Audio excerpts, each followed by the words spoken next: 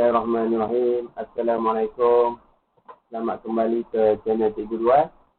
So, bagi yang pertama kali masuk ke channel Cikgu, jangan lupa like, share dan subscribe dan tekan butang loceng di bawah supaya anda tak terlepas video ulang kaji bersama Cikgu. So, setelah kita ulang kaji SPM, kita cuba pula.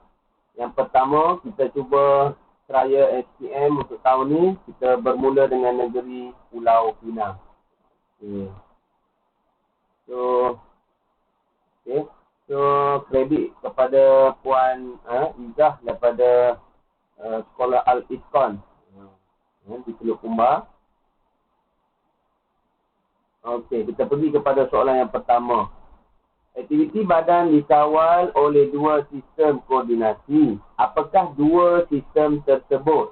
So, yang ni soalan pengetahuan. Straightforward saja. Kalau pelajar hafal, dia boleh jawab. Sistem ada dua. Sistem saraf pusat dan sistem endokrin. So, D jawapan dia. Senang je. Soalan nombor 2. Maklumat berikut menunjukkan fungsi otak manusia. Mengawal tindakan terkawal. Mengawal fungsi deria, bahagian otak manakah yang terlibat? So, kat sini dia bagi clue dah. Terkawal. Mestilah bahagian yang paling besar, iaitu cerebrum. Okey. Okey lah. Yang lain, salah. Okey, kalau cerebrum, balancing, medulla oblongata, luar kawal. Soalan nombor 3. Aktiviti manakah adalah tindakan refleks? Okey. So, menari, degupan jantung, ketawa, sentakan lutut. So, refleks yang ni, terus sampai ke saraf tunjang. So, kat sini jawapan dia, paling tepat adalah sentakan lutut. Okey. Refleks. So, ingat. Nombor 4. Antara berikut yang manakah variasi telanjang? Telanjang ni yang berubah. Tengoklah A, B, C, D yang mana berubah. Darah ke yang berubah, berat badan, boleh menggulung lidah, ataupun lelaki ataupun perempuan. So, jawapan dia mestilah berat badan yang berubah. Yang lain A, C dan D ni tak berubah. Iaitu tak telanjang. Boleh ingat tu. Soalan nombor 5. Antara bahagian pokok berikut, yang manakah berlaku proses meiosis? Okey.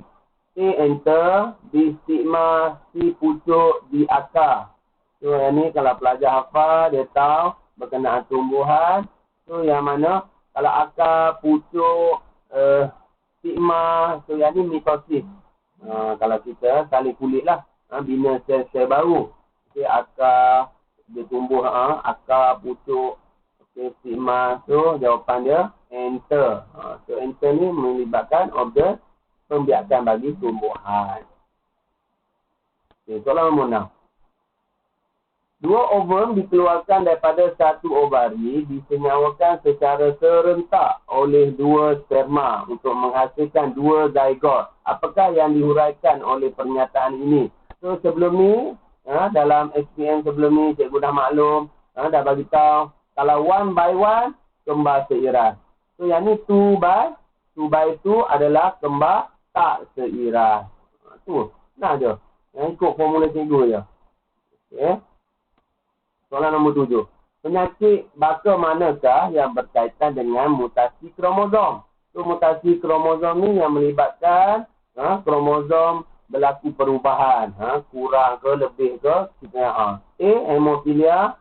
B, buta warna. C, albinisme. Ataupun D, sindrom Down. So, kat sini yang berubah bilangan kromosom adalah D lah. Sindrom Down. So, mengalami penyakit ni mempunyai 47 bilangan kromosom. Sebab apa? Lebih pada pasangan yang ke 21. Tiap-tiap tahun keluar yang ni, SPM. Soalan nombor 8. Jadual 1 menunjukkan nombor proton dan bilangan neutron bagi suatu atom. Okay, berapakah nombor nukleon bagi atom itu? So, untuk soalan ni, pelajar kena ingat formula nukleon. Apa formula nukleon? Sama dengan proton tambah neutron. So, tambah je. 8 tambah 9. 17. Okey. Soalan nombor 9. Bahan M digunakan untuk memotong kaca. Apakah M? Besi, sulfur, intan ataupun magnesium. So, yang paling kuat kat sini adalah diamond, intan. Okey, baru dia boleh potong kaca. Soalan nombor 10. Rajah 2 menunjukkan perubahan keadaan jirim. Okey, pepejal kepada gas. Apakah proses yang terlibat? So, mestilah pemejawapan. Selalu keluar juga yang ni pemejawapan. Soalan nombor 11. Antara berikut, logam yang manakah lebih reaktif berbanding aluminium? So, yang ni kalau pelajar hafal, okay, kalau nak kahwin, mesti ada zakat fitrah. Okay, supaya perkahwinan kekal aman abadi. So, kalau pelajar hafal yang ni, daripada 2003 lagi cikgu bagi formula. So, atas daripada, yang lebih reaktif atas daripada aluminium. Kalau nak kahwin mesti ada. So, jawapan dia kalium, natrium, so ada tak? Ataupun magnesium. So, inilah jawapan dia. Ingat, siri kereaktifan, kena hafal. Soalan 12. Antara yang berikut, yang manakah adalah perubahan fizikal? Mendidih telur, panas telur, pengoksidaan buah apple, ni kimia-kimia ni, penghabluran iodin, pembakaran kertas. So, yang ni, mestilah fizikal penghabluran iodin. Okey, kita boleh nampak. Yang lain, kita nampak kertas je. Kita tengok tiba-tiba buah apple jadi warna kuning. Kita tak nampak dia bergerak macam mana. Itu adalah kimia. Okay. 13. Ali mempunyai sebatan sudu besi yang berkarat. Dia ingin menyadukan sudu besi berkarat dengan kuprum. Antara pernyataan berikut yang manakah benar berkenaan dengan penyaduran yang akan dilakukan oleh Ali? So, Ali dia kena letak sudu besi belah mana? Adakah sudu besi terletak pada anode? Benda logam yang hendak kita sadu mesti berada pada elektrod katot. Okey, katot. Okey, kupron terletak pada katot. Ni terbalik lah ni. A salah, B salah. Dia terbalik ni. Tambah pada riostat, okey, pada lita, ataupun larutan kupron 2 sulfat adalah elektrolit. So, jawapan yang paling tepat adalah larutan kuprum 2 sulfat adalah elektrolit. So, larutan elektrolit ni, tengok logam apa yang digunakan. Mesti ada. Okay, soalan nombor 14. Rajah 3 menunjukkan persamaan bagi fotosintesis yang manakah antara berikut adalah benar. Okey. X tambah air menghasilkan glukosa dan Y. So, fotosintesis, tumbuhan memerlukan karbon dioksida. So, jawapan kita A dengan B. Okay, lepas tu P. P ni adalah klorofil. Okay, Y adalah oksigen. So, inilah. Ingat. Tumbuhan perlu karbon dioksida. Dia bebaskan oksigen. Dia bagi kat kita oksigen. Okay, soalan nombor 15. Sinar gamma lebih bahaya daripada sinar alfa dan beta kerana sinar gamma A adalah sinar elektromagnet, B tidak terpesong oleh caj elektrik, C bergerak sama dengan kelajuan cahaya ataupun D mempunyai kuasa penembusan yang tinggi. So yang ni lah. Sebab apa gamma bahaya? Sebab dia tembus paling kuat. Okay. Soalan nombor 16. Rajah 4 menunjukkan kegunaan bahan radioaktif dalam industri. Sinaran apakah yang paling sesuai digunakan? Okay, GN, counter pengesan kebocoran. So, mestilah sinaran gamma. Berkait dengan soalan nombor 15 tadi. 17. Rajah 5 menunjukkan sebahagian daripada proses pembelahan nukleus suatu bahan radioaktif. Apakah darah K? So, K kat sini, SPM sebelum ni pun dah ada soalan macam ni. Dia guna peluru apa dia? Neutron. Okey. So, hafal sikit neutron. Dia tembak uranium 235. 18. Raja 6 menunjukkan kesan medan elektrik ke atas sinar radioaktif. Apakah sinar PQR? So kat sini, Q ni mesti gamma. Mesti dengan B. Okay, apa yang mencapai, sinar apa yang mencapai dekat plat negatif? So P mesti yang positif. P mesti alpha. Okay, gamma dan R adalah beta. Ingat tu, alpha positif, beta negatif, gamma neutral. Berikut 19. Berikut ialah ciri imej yang dibentuk oleh objek X. Okay, imej ni. Apakah objek X? Maya sama saiz contoh sisi. So yang ni awal-awal lagi. Semi atau okay. 20. Perlawanan bola tampar diadakan di bawah cahaya siang. Antara jersey berikut yang manakah tak patut dipakai oleh pemain pasukan X dan pasukan Y. So, pelajar kat sini kenapa lah? Warna siang tu apa dia? Berita, cikgu suruh apa dah? Berita harian semalam. Biru campur hijau. So yang ni tak boleh pakai. Sebab dia tak nampak, tak ada beza. So biru, hijau. Tak boleh lah. Okay. Soalan 21.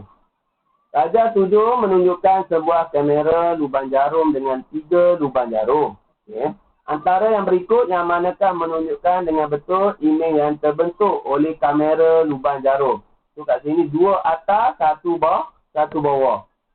So anak panah mesti dia songsang. Terbalik. So 2 atas. Tengoklah. Ni 1 atas. Yang ni 1 atas.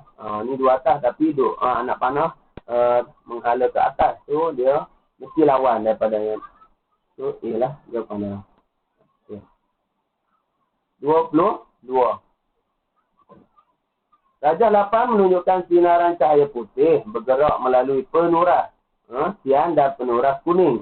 Apakah warna cahaya P dan Q yang bergerak melalui penuras? So, kena ingat balik. So, P apa dia? Warna sian, warna biru, warna hijau. Berita harian semalam. So, dia tapih, dia gunakan penapih warna kuning. So, warna kuning ni warna apa? Okay. Merah dengan hijau. Mak hang cute. Itu apa? Mak hang cute. Okay. Merah hijau. Okay. So, apa warna yang sama?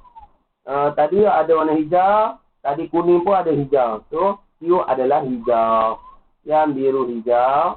Hijau. So, B jawapannya. Senang je. Ingat formula. 23. Persamaan perkataan berikut menunjukkan tindak balas kimia. Amonia tambah R menghasilkan amonium sulfat. Sulfat. Apakah R? So, mesti ada kaitan dengan sulfat ni. Asid sulfurik. Ini cikgu hafal lah. Sulfurik jadi sulfat. Hidroklorik jadi klorida. Nitrik jadi nitrat. Tolong hafal. 24. Antara industri yang berikut yang manakah menyebabkan eutrofikasi? So kalau pembiakan pertumbuhan alga dan sebagainya mesti berkait rapat dengan industri pertanian sebab guna baja. Okey. 25. Raja 9 menunjukkan susunan atom dalam suatu bahan. Apakah fungsi atom asing itu? Menurunkan ketahanan terhadap kesusahan, menjadikan alloy lebih ringan, ataupun menghalang atom dari menggelonsor, melembutkan alloy. So, yang ni ingat, gelonsor. Tu tip dia. Kalau ada macam ni, mesti untuk elak gelonsor. 26. Terdapat banyak bakteria dalam mulut. Apakah sebab bagi pernyataan ini? Mulut sentiasa kering ke? Rongga mulut sentiasa lembab? Nilai pH pada mulut terlalu tinggi ataupun suhu mulut ialah 27 darjah Celsius. So, mestilah jawapan dia, rongga mulut sentiasa lembab. Bakteria suka yang lembab-lembab ni. 27. Raja 10 menunjukkan susunan radas untuk proses penapaian. Okey, apakah mikroorganisma P? Tentang glukosa tambah. Okey, untuk penapaian mesti guna Y. So, ABCD yang mana Y? So, yang ni lah. Nampak? Pertunakan tu. Okey. 28. Raja menunjukkan graf bagi sejenis keimunan. Apakah jenis keimunan tersebut? So, yang ni suntikan. Suntikan pertama tak sembuh lagi. Dia perlukan suntikan kedua, ketiga baru dia sembuh. So, bila sebut saja suntikan mesti buatan. So, jawapan kita B dengan B. So, yang ni kalau pelajar tahu beza. Peti buatan dia suntik, dia terus sembuh. Yang tu anti-serum.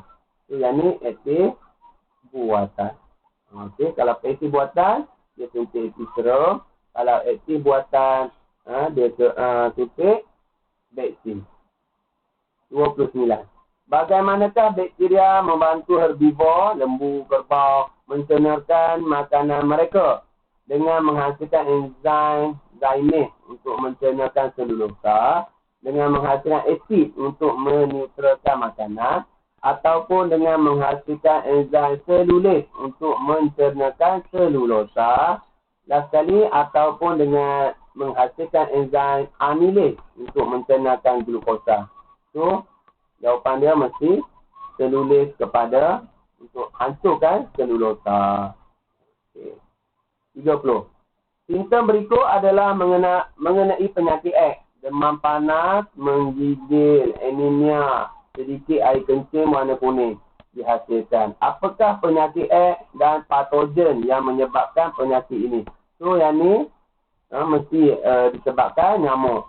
Okey, nyamuk. Dengue virus, malaria protozoa, malaria virus, ataupun B, sesama virus. So, tip dia bagi, kalau, beza malaria dengan dengue, mesti dia tulis ada tompuk-tompuk ataupun bintik warna merah. Yang ni tak ada. So, jawapan dia malaria. Malaria tu disebabkan apa? Protozoa ke virus ke?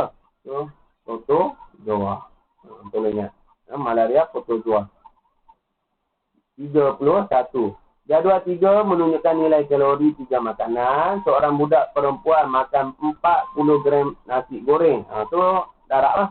40. Darab dengan berapa? 3 tambah 200. Darab dengan 2.7 tambah 50 gram. 50 darab 2. So, kita akan dapat 7, 6, 0.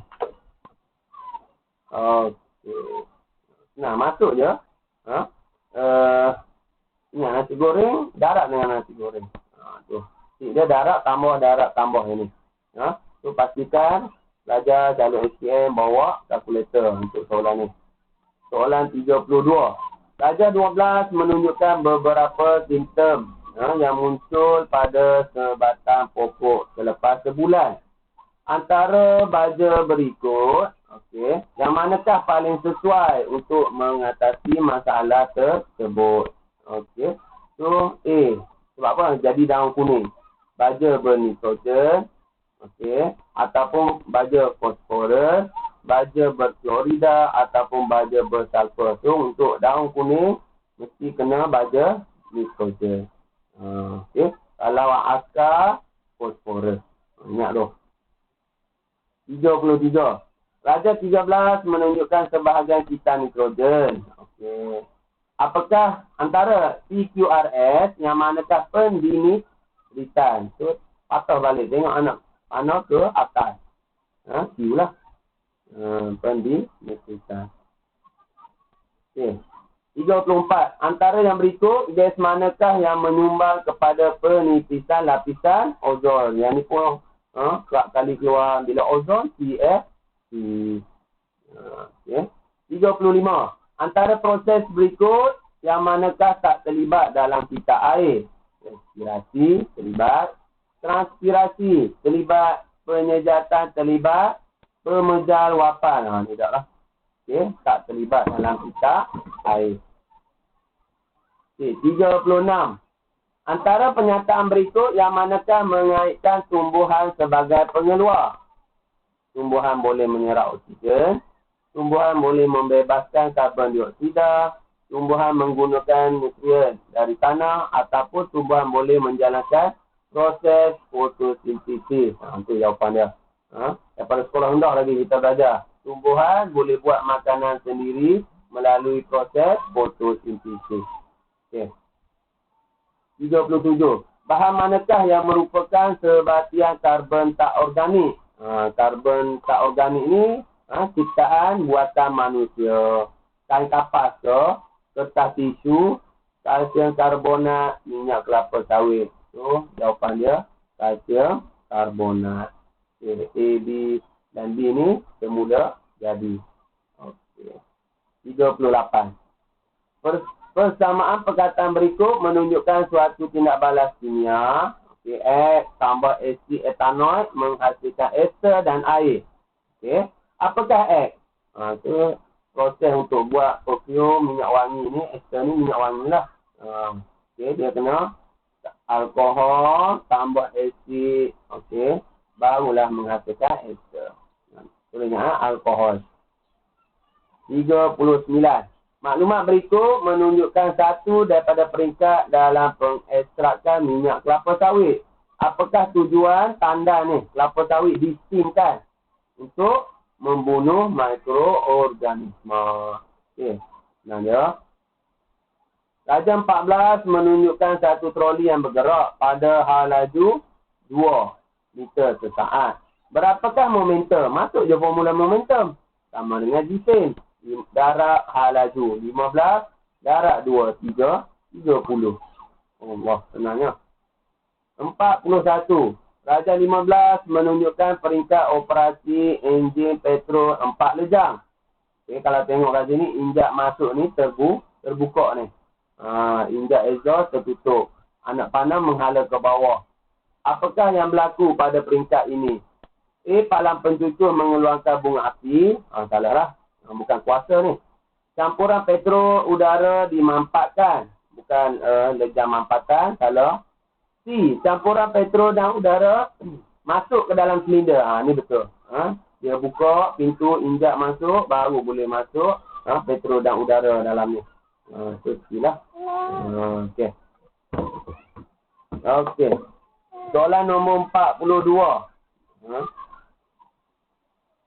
Darjah 16 menunjukkan dua buah tin yang sama saiz berayun setelah kedua-duanya dilepaskan dari aras ketinggian yang sama. Selepas beberapa ketika, tin berisi pasir masih berayun.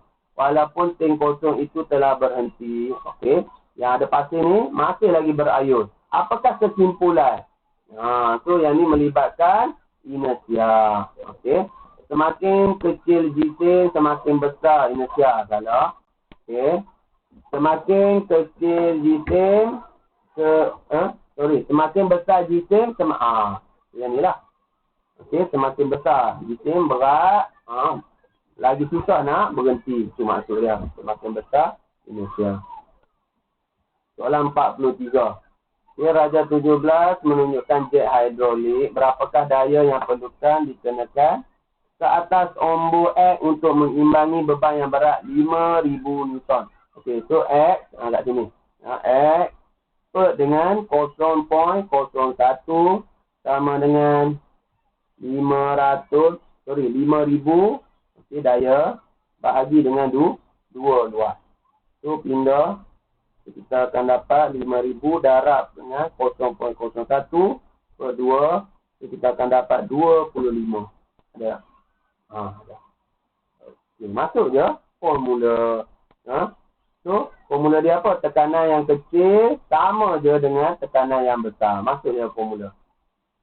44. Apakah tujuan penambahan asid askorbik dalam makanan? Memberi rasa manis, mencegah pengoksidaan, meningkatkan perisa, mengeluarkan warna yang tak diingini. So, bila asid melibatkan mencegah pengoksidaan. 45. Kaedah pengawetan yang sesuai bagi daging dan ikan adalah pengetinan, pendehidratan ataupun penyejuk bekuan, pempaustiran. Ini susu ni. Itu jawapan dia. Penyejuk bekuan. 46.